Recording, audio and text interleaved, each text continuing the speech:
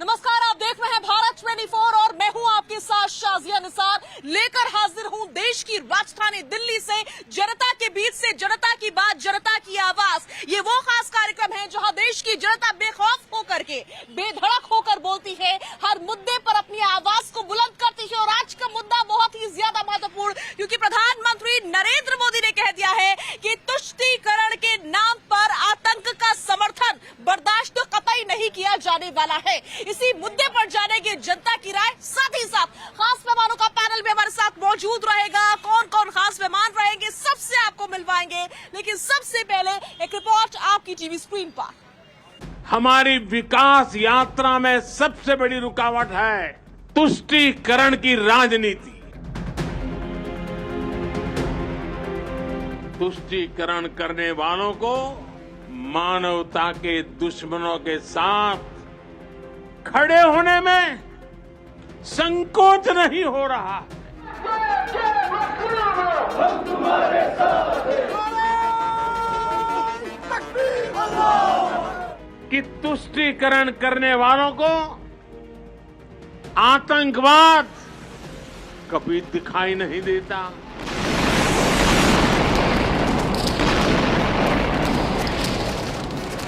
वो आतंकी गतिविधियों की जांच में कोताही करते हैं। वो देश विरोधी तत्वों पर सख्ती करने से बचते हैं।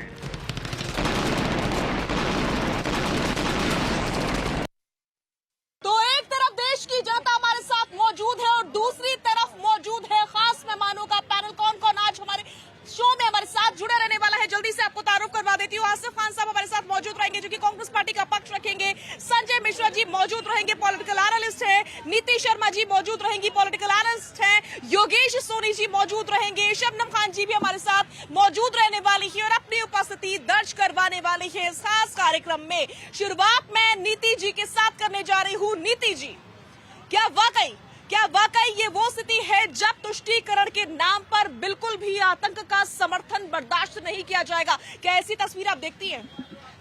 शाजिया जी, अगर देश के असूलों पर आंच आए तो टकराना जरूरी है। अगर जिंदा हो तुम तो जिंदा नजर आना जरूरी है। आज भारत के अंदर जो तुष्टीकरण और परिवारवाद ने भारत को कहीं ना कहीं, आज आप केरला में अटैक हुआ है, आप देख रहे हैं कि विपक्ष एक ही कोशिश कर रहा है कि कैसे देश के अलग अलग हिस्से में एक एक हमास को पैदा किया जाए। ये एक ही चीज जानते हैं कि कैसे देश को जातिवाद के नाम पे बांटा जाए। ये एक ही चीज जानते हैं कैसे हिंदू मुसलमान को अलग किया जाए, जबकि भारत एकमात्र ऐसा देश है पूरे विश्व में जहां चाहे मुसलमान हो, चाहे हिंदू हो, चाहे सिख हो, चाहे ईसाई हो, उतना ही प्रेम भाव से रहता है जैसे उतनी एकता के साथ रहता है। उस एकता को खंड खंड करने का प्रयास विपक्ष 1947 से आज तक करती आ रही है। और साथ में हमने तो कहा बेटी पढ़ाओ बेटी बचाओ, ये कहते हैं अपना बच्चा बचाओ और भ्रष्टाचार बढ़ाओ। इनकी ये राजनीति है कि अपने खानदान के बच्चों को पढ़ाओ, बढ़ाओ, उनकी संपत्तियां बनाओ और देश में भ्रष्टाचार और तुष्टीकरण की राजनीति से अपनी राजनीति रोटियां सेको। ठीक है। संजीव जी क्या कहते हैं इस मुद्दे पर? संजीव जी, आखिर कौन कर रहा है तुष्टीकरण के नाम पर आतंक का समर्थन? क्या लगता है आपको? भारतीय जनता पार्टी और नरेंद्र मोदी जी से बड़ा तुष्टीकरण करने वाला कोई व्यक्ति भारत की धरती पर हुआ ही नहीं है। और मैं कहता हूं भारतीय जनता पार्टी के जितने बड़े नेता, उनसे मेरा सिर्फ एक सवाल है कि अटल बिहारी वाजपेयी को भाजपा का नेता मानते हैं कि नहीं मानते हैं? अटल बिहारी वाजपेयी जी का बयान को भी बीजेपी आज क्यों नकार रही है? क्या अटल बिहारी वाजपेयी के चेहरे को नकारना चाहती है बीजेपी? साफ साफ उन्होंने कहा है कि अरब की जमीन पर कब्जा किया इजराइल ने, उसे जमीन छोड़ना होगा। ये उनका वीडियो है, जिस दिन चाहिए मैं आपको भेज दूं पर्सनल। साफ साफ वो कह रहे हैं कि भाई अरब की जमीन को इजराइल ने कब्जा किया है, उसे छोड़ना चाहिए इजराइल को। और जहां तक जाति की बात की है मेरी बहन ने, सबसे बड़ा जाति और धर्म के आधार पर सिर्फ यदि कोई राजनीति की है तो सिर्फ भारतीय जनता पार्टी की। हमारी जाति है विकास का, व्यवसाय का, रोजगार का, शिक्षा का, स्वास्थ्य का। और आपकी जाति क्या है, आपका धर्म क्या है? हिंदू और मुसलमान, जिसपे आप चुनाव लड़ना चाहती हैं। हम चाहते हैं कि देश के मुद्दे पे चुनाव हो और दम है बीजेपी में तो आप देश के मुद्दे पर आइए और चुनाव लड़िए। आप बेरोजगारी पे बात करिए, आप महंगाई पे बात करिए, आप शिक्षा पे बात करिए, आप स्वास्थ्य पे बात करिए, चुनाव लड़िए। ठीक है, पॉइंट्स में आपका पूरी तरीके से समझ गए। शबनम जी, क्या आपको भी ऐसा ही लगता है कि बीजेपी सबके ऊपर आरोप लगाती है कि ये तुष्टीकरण करता है, वो तुष्टीकरण करता है, लेकिन असल में तुष्टीकरण अगर कोई करता है तो वो खुद बीजेपी है? नहीं, सबसे पहले मुझे एक बात बताइए, सबसे पहले मुझे एक बात बताइए कि तुष्टीकरण की नीति शुरू किसने की? मुसलमान तुम अलग हो, तुम स्पेशल हो, तुम स्पेशल कैटेगरी में रहोगे, ये किसने सिखाया हमें? कांग्रेस पार्टी ने सिखाया ना। कांग्रेस ने कहा मुसलमान अलग है। कांग्रेस ने कभी ये नहीं कहा तुम भारत के मुसलमान हो, तुम भारतीय हो। तो तुष्टीकरण तो आपने शुरू करा है और मुसलमान को दिया भी कुछ नहीं। मुसलमान को ये बना के छोड़ दिया पत्थरबाज, पंचरबाज, चलिए आतंकवादी कहलाइए, उल्टे सीधे कामों में लिप्त रहिए, हम आपको छुड़ा देंगे। तो मैं भाई से बोल रही हूँ कि भाई हमास आतंकवादी संगठन है या नहीं, पहले आप ये पूछ लीजिए भाई से। अरे अटल जी की बात कब नकार रही है? आप अटल जी को नकार रहे हैं, आप अटल बिहारी वाजपेयी को नकार रही हैं, आप अटल बिहारी वाजपेयी को नकार रही हैं। आपसे पूछ रही हूँ, आप अटल जी को नेता मानती है बीजेपी का? आतंकवादी संगठन आप अटल जी को नेता मानती है या नहीं मानती है? संगठन है कि नहीं? आप अटल बिहारी वाजपेयी को नेता मानती है नहीं मानती है? नहीं, शबनम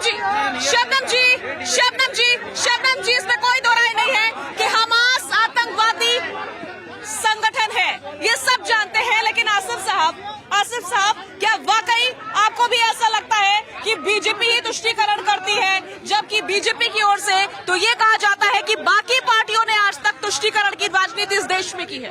बात हो रही है आतंकवाद की। आतंकवाद को आज ही के दिन श्रीमती इंदिरा गांधी जी के कितनी गोली लगी थी। उन्होंने कहा था मेरे एक एक खून का कतरा हिंदुस्तान के लिए है, और एक आज के नेता कहते हैं थैला उठाऊंगा लेके चला जाऊंगा। ये फर्क है आतंकवाद के ऊपर, एक सोच के ऊपर। ये सोच थी इंदिरा गांधी जी की, उन्होंने लड़ा, अपनी जान दी। जब हमने 71 में पाकिस्तान से युद्ध लड़ा, अमेरिका पाकिस्तान के साथ खड़ा था, और तब हिंदुस्तान की गवर्नमेंट ने, इंदिरा गांधी ने कहा था कोई भी साथ हो हम अपना काम करके रहेंगे, और पाकिस्तान के 2 टुकड़े कर दिए। वही इंदिरा गांधी थी। उसके बाद हमने राजीव गांधी जी को खोया आतंकवाद के लिए। उसके बाद में हमने बेन सिंह को खोया, पंजाब के मुख्यमंत्री को। छत्तीसगढ़ के अंदर 36 लोग हमने खोया आतंकवाद के अंदर। पूरी कांग्रेस की लीडरशिप खत्म हो गई। आतंकवाद जो झेलता है वो जानता है। आतंकवाद के नाम पे बात करने वाले लोग सिर्फ तुष्टीकरण की बात करते हैं, बाकी बात नहीं करते। आतंकवाद है क्या? आतंकवाद को किसी धर्म से जोड़ना, जाति जोड़ना गलत है। आतंकवादी हो तो किसी धर्म का भी हो, उसकी पैरवी करना गलत है। आज कांग्रेस पार्टी ने, लीडरशिप ने पंजाब से आतंकवाद को किस तरीके से खत्म किया। 88 के अंदर जब कश्मीर के अंदर आतंकवाद पनपना शुरू हुआ, आज इतने साल हो गए आतंकवाद को, जिसके अंदर 16 साल आज भारतीय जनता पार्टी कांग्रेस की सत्ता में हो चुके हैं भाजपा को। लेकिन आतंकवाद क्या किया उन्होंने? कश्मीर के लिए कुछ नहीं किया, सिर्फ ये किया 70 हटा दी, बात खत्म, कोई इम्प्लीमेंट नहीं। ठीक है, योगेश जी प्लीज आगे आइए। क्या वाकई कांग्रेस पार्टी ने ही पंजाब से आतंकवाद का सफाया किया था? देखिए, जब भी कोई सरकारें रही हैं तो आतंकवाद को पनपने के लिए किसी ने कोई मौका नहीं दिया। हम जिस आतंकवाद की बात करें शाजिया, तो अगर पूरी दुनिया में देखोगे तो आतंकवाद हमारे हिंदुस्तान में जो हुआ आतंकवादी घटना उससे कहीं ज्यादा खतरनाक है। यहाँ पर इतनी बड़ी जनसंख्या को, देश को संचालित करना, जो हम पिछले काफी लंबे समय से रहे हैं, बावजूद इसके किसी भी सरकार ने ऐसा कोई भी हमला अपने पे या कोई भी ऐसे करते ही अपना कर्म नहीं कराना चाहता जिससे उसकी देश को क्षति पहुंचे। और हम आतंकवाद की बात करते हैं, बाकी विदेशों में देखिए आतंक की परिभाषा क्या है। इंसानों के काट के वीडियो बनाए जा रहे हैं। यहाँ पर कुछ लोग जब आतंक के लिए एक्टिव हुए, हर सरकार ने उसके लिए प्रयास करा, इस बात में कोई दो राय नहीं।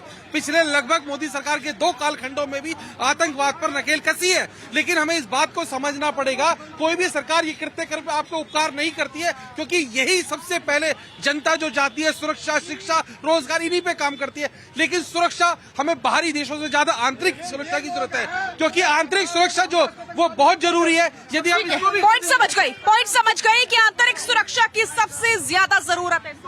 देखिए, आज देश जो है राष्ट्र की सुरक्षा में, आर्मी हमारी 4थी बड़ी आर्मी बन चुकी है। आधा विश्व आज लड़ाई के कालखंड से गुजर रहा है, और आपके देश में सामान्य जीवन जी रहे हो, और आपके देश के प्रतिनिधि आदरणीय मोदी जी इन बड़े बड़े देशों के साथ मध्यस्थता की बात कर रहे हैं। पूरा विश्व अगर कहीं देख रहा है कि अगर कोई शांति दूत है तो वो भारतवर्ष है। आप बात करते हैं आतंकवाद की। आपने 1947 में हिंदू मुसलमान के नाम पर, आज सरदार वल्लभ भाई पटेल जी का जन्मदिन है, बहुत बहुत उनको बधाई, हमारे देश को बधाई कि उन लोह पुरुष की जो दावेदारी थी 1947 में देश के प्रधानमंत्री बनने की, तो आपने इलेक्शन से नहीं, चॉइस से आप जवाहरलाल नेहरू को लेकर आए, जबकि कोई सहमति नहीं थी 1947 में।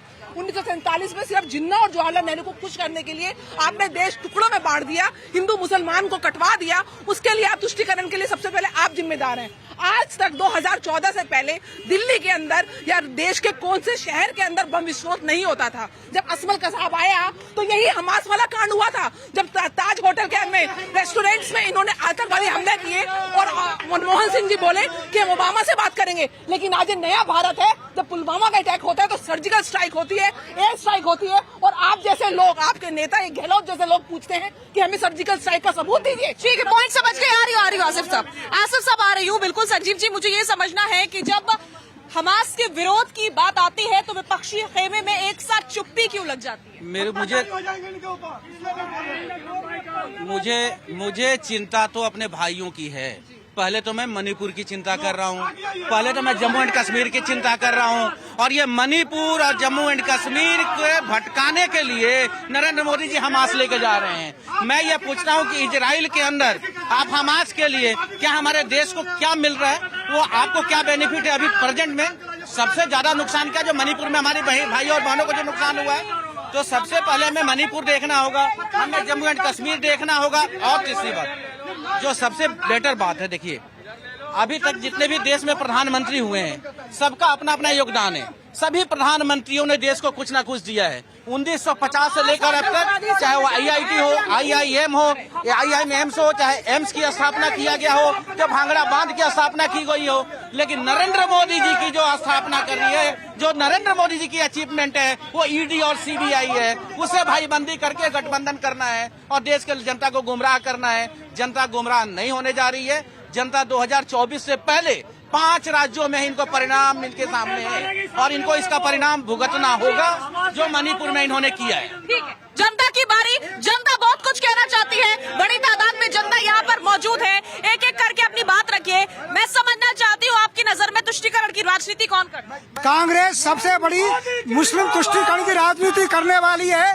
और देखो, दुर्भाग्य देखिए कि हमास टेररिस्ट ऑर्गेनाइजेशन संगठन एक बहुत बड़ा, उसको ये आतंकवादी संगठन को कांग्रेस और इंडी अलायंस उन्हें सपोर्ट करते हैं। और हम पर तो 26/11 का ऐसा ही हमला हुआ था, इससे भी भयानक हमला हुआ था। इन कांग्रेसी बदमाशों ने इस देश के निहत्थे लोगों को मारा गया था, तब इनसे पाकिस्तान से बदला नहीं लिया गया। तो कांग्रेस ही सबसे बड़ी आतंकवादी संगठन पार्टी है। इन्होंने इस देश में तबाह किया और हजारों निर्दोष लोगों को अगर मरे हैं इस भारत में आतंकवादी घटनाओं में, तो इसकी जिम्मेदार केवल कांग्रेस है। बोलो भाई। मैं ये कह रहा हूँ, एक मिनट, मैं ये कह रहा हूँ, जो ये भाई साहब कह रहे हैं ना, इंदिरा गांधी एक अच्छी नेता थी, छोड़ दो, लेकिन आज जो हो रहा है, हमास एक आतंकवादी संगठन है और इन लोगों का खात्मा ही दुनिया को बचा सकता है।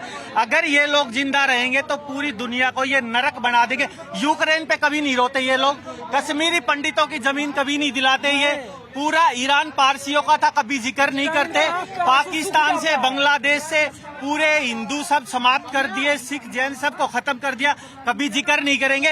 ये सिर्फ तुष्टीकरण की नीति है और वोट बैंक की राजनीति कर रहे हैं। इनको किसी से कोई मतलब नहीं है, सीधी बात यही है। ठीक है, ठीक है, ठीक है, ठीक है, ठीक है। आ रही भैया, आ रही हूँ। चाचा क्या लगता है, बताओ। हमको तो लगता है कि आज देश के प्रथम गृह मंत्री सरदार वल्लभ भाई पटेल की जयंती है। जिस जयंती समारोह में हमारे PM गए हुए हैं और भारत के प्रथम महिला प्रधानमंत्री स्वर्गीय इंदिरा गांधी की पुण्यतिथि है। चर्चा इस पर होनी चाहिए। हमास और इजराइल जब लड़ रहा है, आतंकवादी है, उसका तो विरोध सब करता है। हमास आतंकवादी है, इसका कौन सपोर्ट करेगा? ठीक है, एक साथ सुनो, आज आप दुर्भाग्य देख लो, हमास की समर्थन करने के चाहे आम आदमी पार्टी हो, चाहे केजरीवाल हो, चाहे टुकड़े टुकड़े गैंग हो, आज हमारे कतर के अंदर में 9 सैनिकों को उस फांसी की सजा सुनाया। ये टुकड़े टुकड़े गैंग जामिया मिलिया में जो नारा लगाते, नारा हो तकबीर, भारत तेरे टुकड़े इंशाअल्लाह, हमारे तुम्हारे से रिश्ता क्या, कहाँ गए नारा लगाने वाले? कोई नारा? आज केरल के अंदर बम धमाका हुआ, 50 आदमी को जान चला दिया, 50 आदमी बेहोश है। उसके जिम्मेदार कौन है? कांग्रेस पार्टी है। बुरहान वानी आतंकवादी था, जब उसकी एनकाउंटर हुआ कांग्रेस पार्टी आंसू बहा के रो रहे थे। ये कांग्रेसों का हाथ आतंकवादी के साथ है, इनसे पूछो आतंकवादी। ठीक है, ठीक है, ठीक है, ठीक है, ठीक है, ठीक है।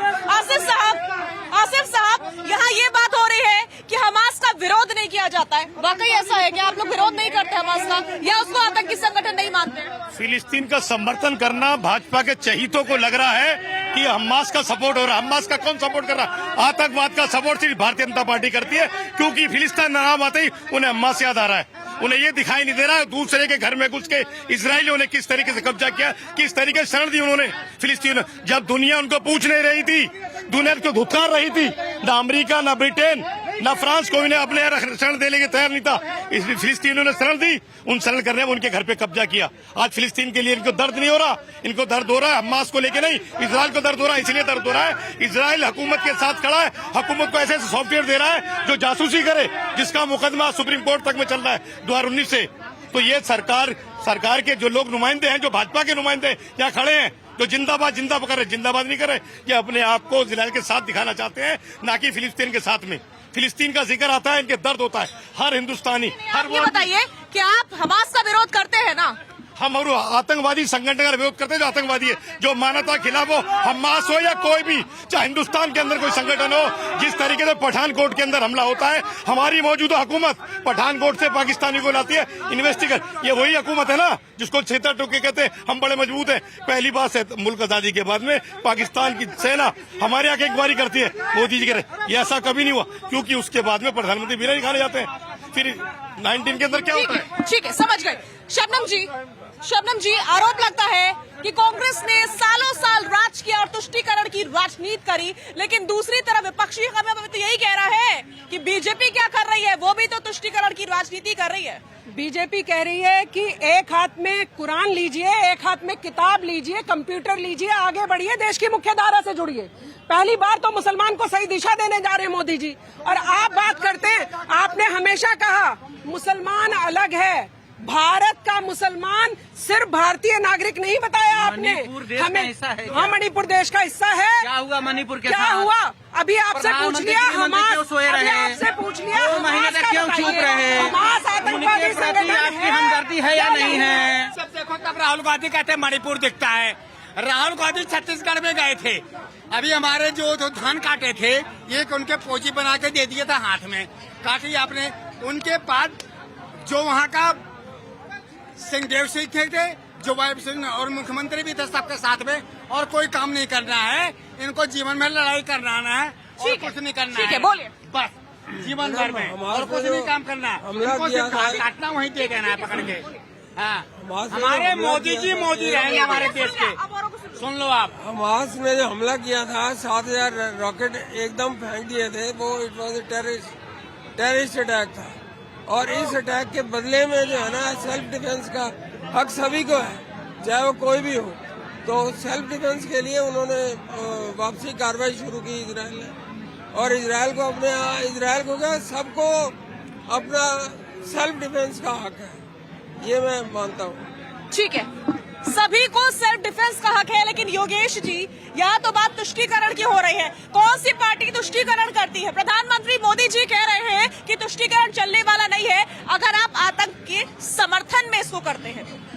तुष्टीकरण का अर्थ क्या है? सबसे पहले हमें ये समझ लेना चाहिए। ये आरोप सब पे लगता रहता है, लेकिन हम जिन परिस्थितियों से गुजर रहे हैं और जो विश्व की इस समय स्थिति बनी हुई है, उसमें भारत की उपस्थिति हम कैसे दर्ज करा सकते हैं, वो हम बड़ा अच्छा किरदार निभा रहे हैं। लेकिन हम हारते अपने ही लोगों से हैं। आपको बाहर का कोई आदमी नहीं हरा सकता, अपने आदमी हरा सकते हैं। हम उन मुद्दों पर चर्चा नहीं करना चाहते जो बाकी मुद्दे जुड़े हुए हैं जनता से, सुरक्षा से। अगर इस तरीके की बात जब विपक्ष से आती है तो किसी का भी मनोबल कमजोर होता है। आप राजनीति कीजिए, मुद्दों के साथ राजनीति कीजिए, मुखर होकर बात कीजिए, लेकिन यदि आप ये सोचते हैं कि किसी ऐसे मुद्दे पे अगर आप कोई बयान देके या बोल के या चुप रह के भी उसमें अपनी कहीं वो अपनी उपस्थिति दर्ज नहीं करा रहे, तो ये एक राजनीति का दुर्भाग्यपूर्ण चेहरा है। हमें लगता है आज स्थिति जो है वो कदम से कदम मिलाने की है। हमने पिछले कुछ समय से बहुत विश्वविख्यात आगे बढ़े हैं, तरक्की करी है, और हम चाहते हैं कि जिस स्तर पर G20 सम्मेलन के बाद, उसके बाद भी हम एक अपनी जिसको बोलते हैं, हम एक आक्रामक तरीके से, आक्रामक तेवर के साथ पूरे वर्ल्ड में हम सजे हैं, जचे हैं, और हमने अपनी बातें रखी है। उसके लिए भी हमें इन सब चीजों को अमल करना जरूरी है। लेकिन अपने आंतरिक लोगों से, हम बाहरी सुरक्षा से खूब लड़ने पे आमदा रखते हैं, लेकिन अपनी आंतरिक सुरक्षा या अपनी आंतरिक बात जब करते हैं तो वो कहीं ना कहीं हमें कुंठा महसूस कराती है। ठीक है, शबनम जी प्लीज आगे आ जाइए। शबनम जी, क्या ऐसा है कि फिलिस्तीन का सपोर्ट करने के चक्कर में हमास का भी सपोर्ट हो जा रहा है गाहे बगाहे। ये जिस प्रकार की चुप्पी साथ रखी है विपक्ष ने, खास करके सोशल मीडिया प्लेटफॉर्म्स पर लोग चाहते हैं कि बोले हमास के अगेंस्ट में, लेकिन विपक्ष ये दिखाता है कि हम फिलिस्तीन के सपोर्ट में, और वो जनता उसे कहीं ना कहीं हमास की सपोर्ट में भी समझ ले रही है। नहीं, देखिए, फिलिस्तीन और इजराइल का इशू कुछ और है जिससे विपक्ष को कोई लेना देना नहीं है, और विपक्ष को तो असल में मुसलमानों से भी कुछ लेना देना नहीं है। विपक्ष को तो मुस्लिम वोट कैसे मिलेगी सिर्फ इससे लेना देना है, और उस वोट को लेने के लिए चाहे उन्हें हमास का समर्थन करना पड़े, चाहे किसी और कंट्री का समर्थन करना पड़े। अभी अगर मैं इनसे पूछ लूं ना कि मस्जिद अल-अक्सा का बताइए क्या है चक्कर, क्या है वहाँ पर, क्यों मुसलमान, अरे मुस्लिम कंट्री तो मदद कर नहीं रही है अपने मुसलमानों की, आप चले बड़े हितैषी बनकर। मेरे भारत को अगर जरूरत पड़ेगी और वो कहेगा शबनम खान जी उस मुस्लिम कंट्री से टकराना है आपको, तो मैं टकरा जाऊंगी, मेरा भारत जिंदा रहना चाहिए। तो आपको ये बात कहनी होगी, हमास आतंकवादी संगठन है कहते ही इनके मुंह पे टेप लग जाती है। अरे सीधा कहिए ना, इसमें संकोच क्या, आधा सेकंड नहीं लगना चाहिए। फिलिस्तीन को तो प्रधानमंत्री जी भी कुछ नहीं कह रहे, फिलिस्तीन का अलग इशू है, इजराइल अलग मैटर है। आपसे सिर्फ कोई इतना पूछता है हमास आतंकवादी संगठन है, ये क्या होता है भाई? ऐसे नहीं चलेगा ना, जो आतंकवादी है उसको आतंकवादी कहने में